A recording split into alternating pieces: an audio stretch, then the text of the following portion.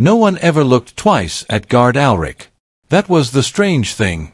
In a palace built to overwhelm the eye, golden pillars, carved ceilings, tapestries stitched with battles and bloodlines, Alric blended into the stone like he had been carved there.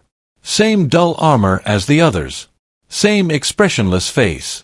Same silent obedience. Palace guards weren't meant to stand out. They weren't meant to be remembered. And Alric made sure of it. By day, he stood motionless at his post beneath the western archway, eyes forward, breathing slow. Courtiers passed him without a glance. Nobles whispered secrets 2 steps away, assuming he was deaf. Servants hurried past, assuming he was blind. They were wrong about both. Alric heard everything. And he remembered it all. At night, when the palace lamps dimmed and the marble halls cooled, Alric became someone else entirely. The bells rang the final hour, slow, heavy, echoing through the capital like a warning to the restless. Doors were barred. Corridors emptied. Only the guards remained, shadows standing among shadows.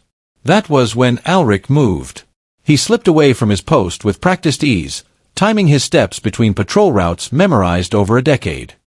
He passed through a servant corridor that narrowed like a throat, then stopped before an unremarkable stretch of wall. To anyone else, it was just stone. To Alric, it was a door. He reached beneath his armor and pulled free a thin chain wrapped around his wrist. Hanging from it were keys, dozens of them. Small, heavy, gold. Not royal keys. Personal ones. Each had been earned, bought, traded, stolen. He selected one and pressed it into a groove invisible to the eye. The wall exhaled. Stone shifted. A seam appeared. And Alric stepped inside. The chamber beyond was dark, but he didn't need light.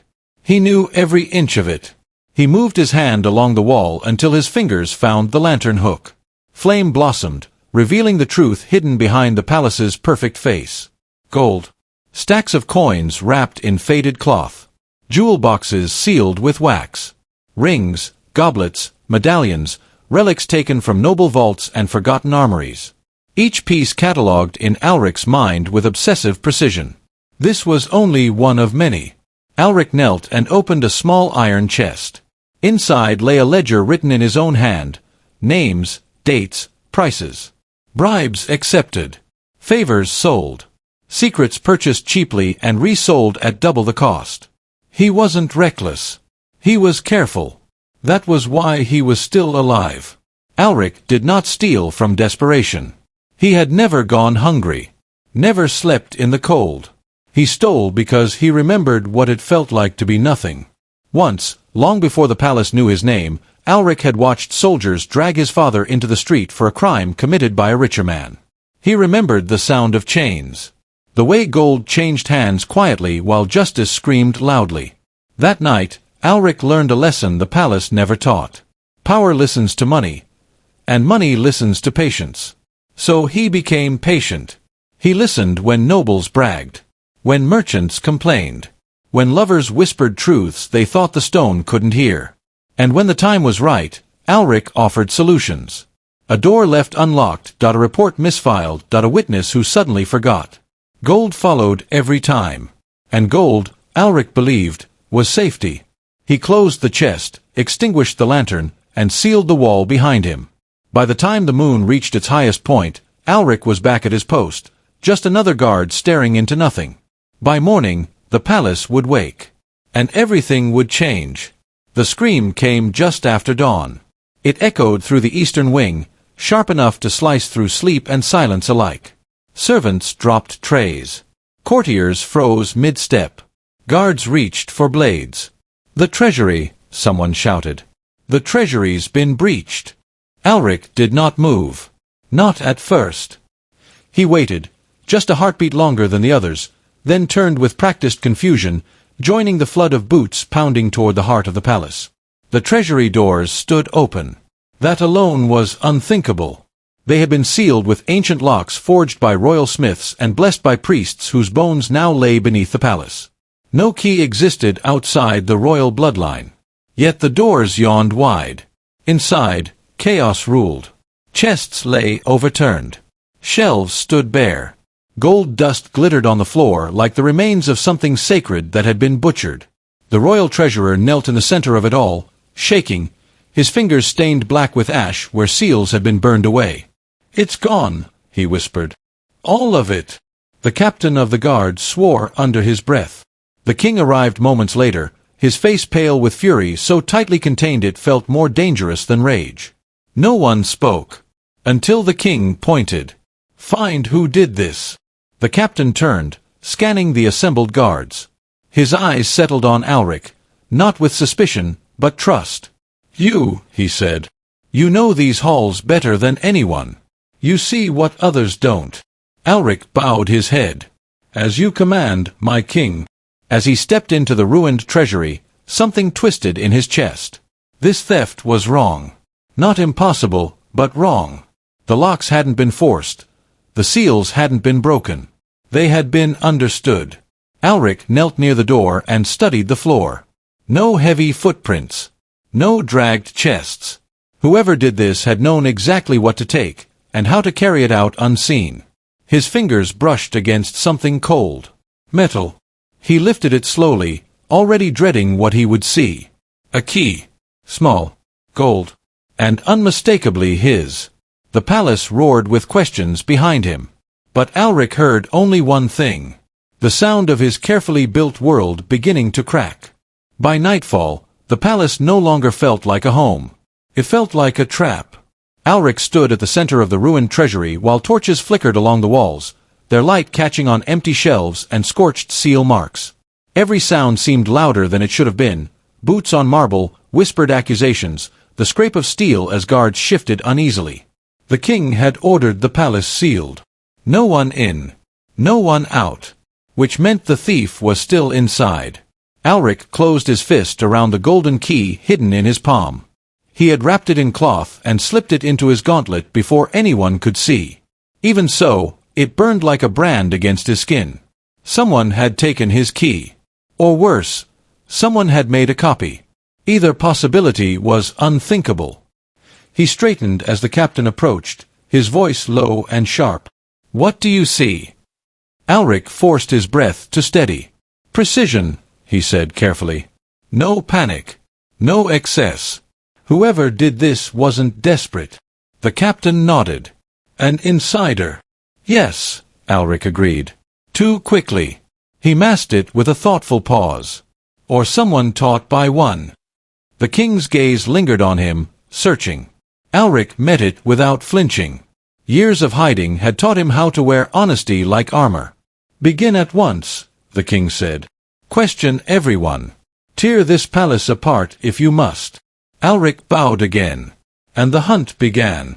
He moved through the palace methodically, just as he always had, only now, every corridor felt altered. As if the walls themselves were watching him. Servants were gathered in clusters, eyes wide, voices trembling as they answered the same questions again and again. Alric listened closely.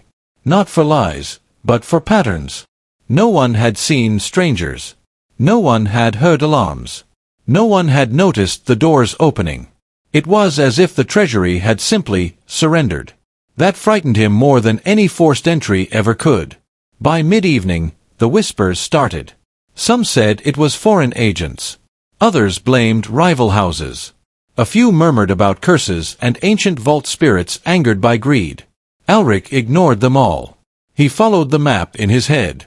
One by one, he checked the hidden passages only he knew. At least, only he was supposed to know. His pulse quickened as he reached the first false wall, slid his key into place, and opened it. Empty. The small stash of coins he kept there, gone. He moved faster. Second chamber. Gone. Third. Gone. Fourth. Each empty space tightened something inside his chest. This wasn't a random thief looting the palace. This was someone hunting him. By the time he reached the oldest tunnel beneath the western wing, sweat dampened his collar despite the cold. This passage predated the current palace, carved during a forgotten dynasty. Alric had discovered it by accident years ago and had never told a soul. At least, he thought he hadn't. The door stood open. Alric froze. The iron hinges, usually silent, creaked faintly as if mocking him. Inside, His largest hoard had once been stacked neatly, gold from 10 years of careful work. Now, only dust remained. And something else. A symbol carved into the stone floor. A circle split down the center. Balance. Alric staggered back, his thoughts racing. No one outside the inner guard knew of that passage. No one should have.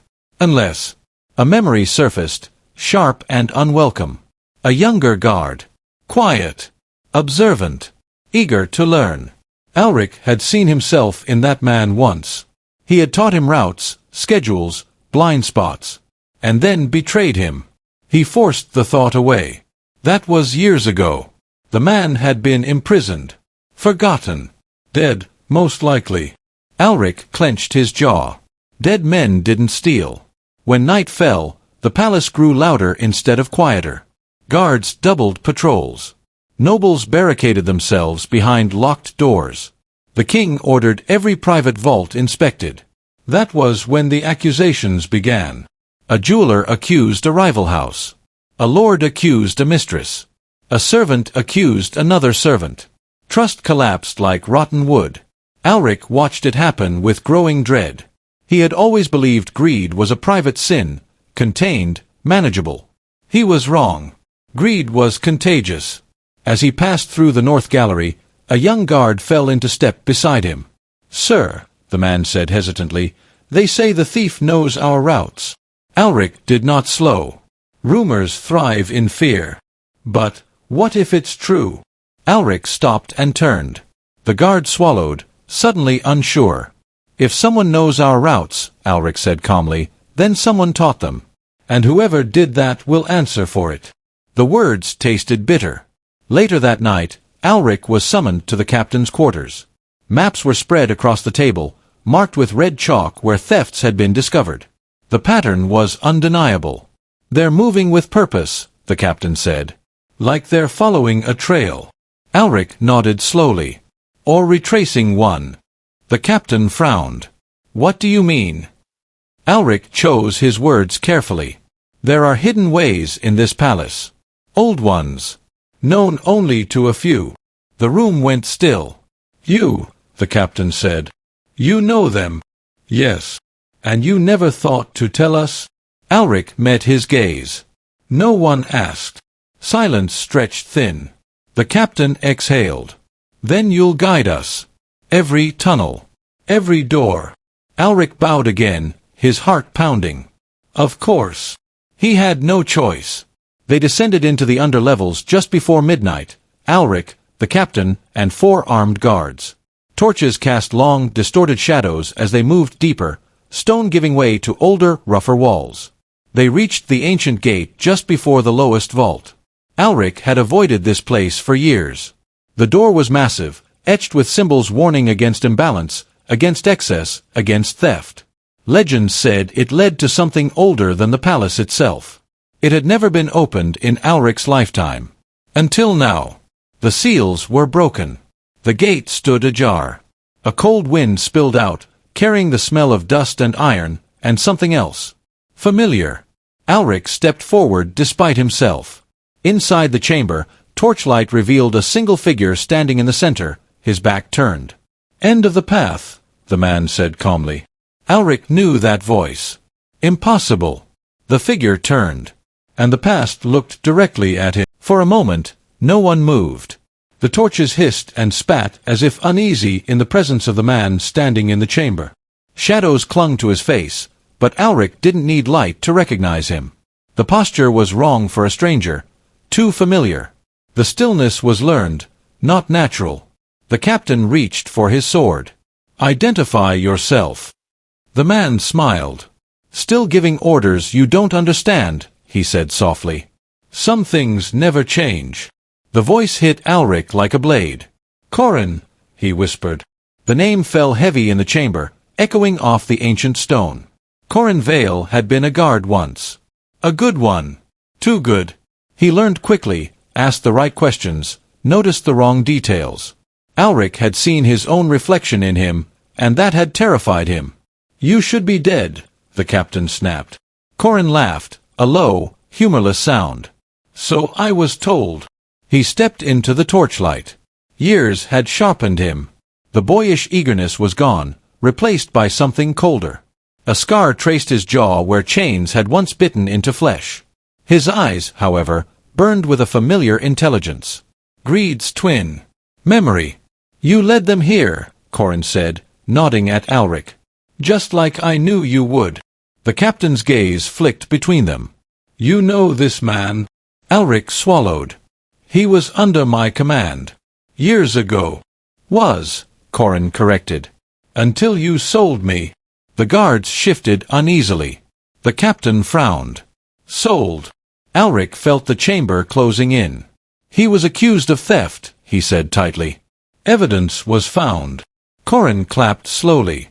Planted evidence, he said, by a man who needed a scapegoat to keep his own secrets buried. The captain's hand tightened on his sword hilt. Enough, he said. You're under arrest. Corin didn't resist. Instead, he reached into his cloak. Steel flashed. But it wasn't a weapon. Keys spilled into his open palm. Gold. Dozens of them. Identical to Alric's. The torches flickered violently, as if disturbed by the sight. I learned from the best, Corin said. Routes. Passages. How to listen when people think you're nothing. Alric's throat went dry. You couldn't have survived the mines. Corin's smile vanished. I didn't. The words landed like a death sentence. They worked me until my hands bled. Until men died beside me and were dragged away like waste. All while you counted coins behind walls you pretended didn't exist. The captain raised his blade. Enough talk. Corin's eyes never left Alric. Tell them, he said quietly. Or I will. Alric felt every year of careful deception balancing on a single breath. He's lying, Alric said. He wants revenge. Revenge. Corin echoed. No. I want balance. He stepped backward, toward the massive gate at the rear of the chamber. Symbols carved into the stone glowed faintly as if responding to his presence. This palace was built on stolen things, Corin continued. Gold. Lives. Truths. That door exists for a reason. Alric recognized the markings now. Not warnings, but rules. You don't understand what you're opening, he said. Corin met his gaze. I understand exactly what it costs. With a final glance at the captain, Corin slipped through the gate. And vanished. After him, the captain shouted. The guards surged forward, but the moment they crossed the threshold, the air shifted. The torches dimmed. The chamber groaned like something waking from a long sleep. Alric hesitated. Then followed. Beyond the gate lay a cavern unlike anything in the palace. The walls curved unnaturally, smooth and seamless, as if carved by something that understood stone better than men. Gold veins threaded through the rock, not mined, but grown. At the center stood a pedestal. And upon it, the treasury's gold. All of it. Perfectly arranged. Untouched. Impossible. Corin stood beside it, hands behind his back. You see, he said. I didn't steal it. Alric's pulse thundered. Then why take it at all? Corin turned slowly. Because the palace needed to notice. And because you needed to follow. The captain stepped forward cautiously. Explain yourself. Corin gestured to the gold. This is the vault of balance. Everything taken unjustly is drawn here. Every coin carries memory. The air vibrated faintly, like a held breath. When you stole, Corin said to Alric, the vault remembered. Alric shook his head. Legends. Truths, Corin replied. Buried, like everything else you touch. The pedestal began to glow. Visions flashed across the cavern walls. A noble bribing a judge, a merchant silenced with gold, a guard, Alric, slipping keys into shadowed walls. The captain stared, horrified. You told me you were loyal, he said. I was, Alric snapped. To survival. The cavern trembled. The gold on the pedestal shifted, flowing like liquid. Corin stepped back. The vault demands correction. Correction how? The captain asked. Corin's gaze returned to Alric. Return what was taken. All of it. Alric laughed bitterly. And if I don't? The vault answered for him. A distant roar echoed through the stone. The gates behind them slammed shut. The air grew heavier, pressing down on their chests. Corin's voice softened. Then it takes payment in truth. The captain drew his sword, then hesitated. Alric, he said slowly, how much have you taken? Alric opened his mouth. No answer came. The pedestal flared brighter. And somewhere far above them, a bell began to ring, an alarm older than the palace itself. Corin leaned close and whispered, You taught me greed protects you. He stepped away. I learned it only protects you, until it doesn't. The cavern shook violently. Stone cracked. And the vault began to judge. The bell did not stop ringing. Its sound rolled through the cavern like thunder trapped in stone, low and endless, vibrating through Alric's bones. Each toll felt heavier than the last, as if the palace itself were calling for judgment. The captain staggered back, gripping his sword. What have you done? He demanded. Corin did not answer. He stood still, eyes closed, as if listening to something beneath the sound of the bell, something older than words. The gold on the pedestal began to move. It did not spill or scatter. It rearranged, flowing into shapes that made Alric's stomach twist. Coins fused together, forming scenes frozen in molten detail, hands exchanging bribes, mouths whispering lies, doors opening that should have remained closed. Then the shapes changed. Chains formed. Cells. Men kneeling in darkness. Alric's breath caught as he recognized one of them. Corin. You said it punished greed with truth, the captain said hoarsely. This is truth. Corin opened his eyes. This is memory. The cavern walls pulsed, and suddenly the air was filled with voices, not echoes, but confessions. Thousands of them, overlapping and indistinct, all bound to the gold they had touched. Alric clutched his head. Stop it. You can't, Corin replied. The vault has awakened. A sharp crack split the floor. From the fissure rose a stone plinth etched with the same symbol Alric had seen carved into his emptied hoard. The circle split in two. Balance. The bell fell silent. And in its absence came a voice. It did not come from above or below, but from everywhere at once. What was taken must be returned. The captain dropped to one knee, his sword clattering against stone. Corin bowed his head. Alric stood frozen. Returned how? He shouted into the cavern. The gold shifted again, flowing off the pedestal in twin streams, one flowing back toward the sealed gate leading upward, the other pooling at Alric's feet. By sacrifice, the voice replied. The meaning was immediate and horrifying. The captain looked up slowly. The treasury, he said.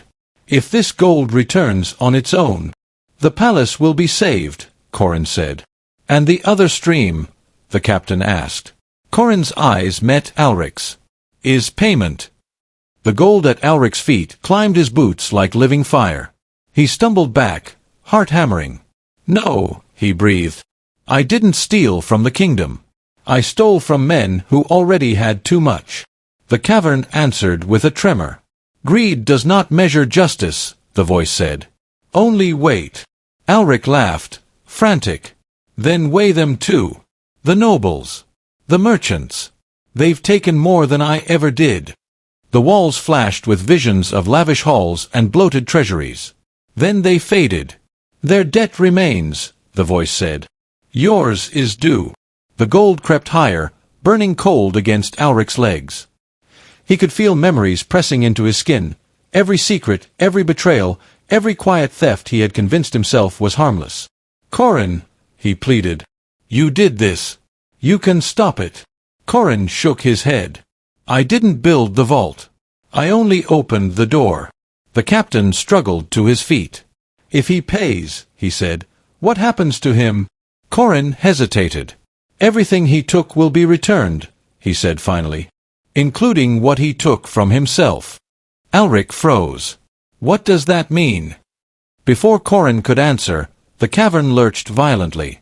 Above them, stone groaned. Captain! A voice echoed faintly through the sealed gate. The western wing is collapsing.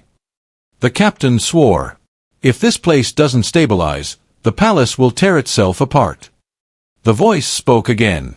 Balance must be met. Alric looked at the two streams of gold, one flowing upward toward the kingdom, the other tightening around him like a noose. A realization struck him, sharp and merciless. The vault wasn't demanding gold. It was demanding choice. He stepped forward. Return it, Alric said quietly. Corin's head snapped up. All of it? Yes. The gold paused, as if listening. The vault cannot distinguish between what was stolen and what was hidden, Corin warned. You'll lose everything. Alric exhaled shakily. I never had it. He reached beneath his armor and pulled free the chain of keys, the golden keys that had opened every secret door, every shadowed path. He held them out with trembling hands. I took because I was afraid, he said. Afraid of being powerless. Afraid of being forgotten. The keys began to glow. But power that hides rots, he continued. And I've been rotting for a long time. He dropped the keys into the stream of gold. The reaction was immediate. The gold surged, roaring upward toward the sealed gate like a river breaking free. The cavern shook violently as the vault redirected its weight. Stones sealed. Cracks healed. Above them, the sound of collapsing stone faded into silence. Alric cried out as the remaining gold tightened around him, not crushing, but pulling. Memories ripped free. Not stolen, but surrendered. He saw himself as a boy, watching his father dragged away. He saw the first coin he'd taken. The first lie he'd told himself. And then, emptiness. The gold dissolved into dust. Alric collapsed to his knees, gasping. The voice spoke one final time. Balance is met. The cavern dimmed. The gate behind them groaned open. Torches flared back to life. The vault fell silent. The captain approached Alric slowly. What are you now? He asked. Alric looked at his hands. They were empty. I don't know, he said. Corin turned toward the gate. Then my work here is done. Wait, Alric said hoarsely. After everything, what happens to you? Corin paused. I live with what I remember, he said. And what I lost. He stepped through the gate. And was gone. The captain helped Alric to his feet. The king will want answers. Alric nodded weakly. For once, he said, I have nothing to hide. Above them, the palace stood whole. But Alric knew something had been taken that could never be returned. And the cost of gold had finally been paid. The palace woke to order. Sunlight spilled through stained glass windows, painting the marble floors in colors that hadn't shifted overnight. Servants moved carefully, as if afraid to disturb something fragile. Guards stood at their posts once more, alert but uncertain, whispering about the night the palace almost tore itself apart. The treasury doors were sealed again. This time, they were full. Gold lay stacked exactly where it had always been, untouched by dust or memory. To anyone who entered, it was as if nothing had happened at all. Except to the man standing at the western archway. Alric wore the same armor he always had. The same dull steel. The same expressionless face. Yet everything about him felt wrong, lighter, thinner, like a shadow cast by someone else. He stood his watch in silence. And for the first time in 10 years, he had no keys. The captain had offered him a promotion at dawn. A higher post. Private quarters. A gesture of gratitude, perhaps, or an attempt to bury the truth beneath ceremony. Alric declined. I've had enough doors open for me, he said. The captain studied him for a long moment, then nodded. Very well. You'll remain here.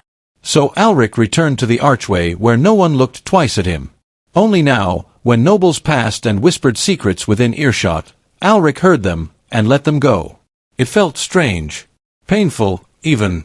The absence where hunger once lived ached like a phantom limb. Word spread quickly through the palace, though not in words. Doors that once opened quietly now resisted. Hidden passages collapsed into solid stone. False walls sealed themselves as if they had never existed. The palace had changed. Or perhaps it had simply remembered what it was meant to be. At midday, the king summoned Alric. The throne room was quiet, emptied of its usual court.